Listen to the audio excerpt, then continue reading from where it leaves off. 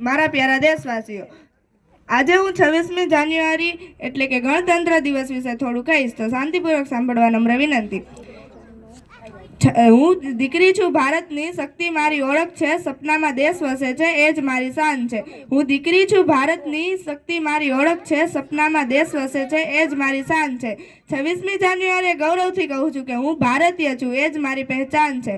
26મી જાન્યુઆરી ભારતના ઇતિહાસમાં એક ખૂબ જ મહત્વપૂર્ણ દિવસ છે। 26મી જાન્યુઆરી 1950ના રોજ આપણું ભારતીય બંધારણ અમલમાં આવ્યું અને ભારત એક ગણતંત્ર દેશ બન્યો।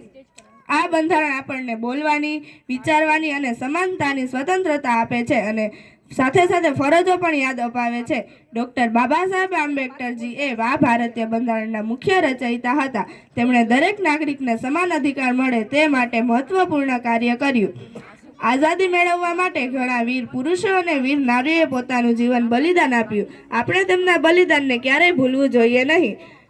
વિદ્યાર્થી તરીકે આપણું કર્તવ્ય છે કે આપણે મહેનતથી અભ્યાસ કરી સારા નાગરિક બનીએ, દેશ પ્રેમ અને એકતા શિસ્ત જાળવીને આપણે આપણા દેશનું નામ ઊંચું લાવી શકીએ। બસ અંતમાં હું એટલું જ કહેવા માંગીશ કે દેશ પહેલા, હું પછી, એ જ મારી શાન।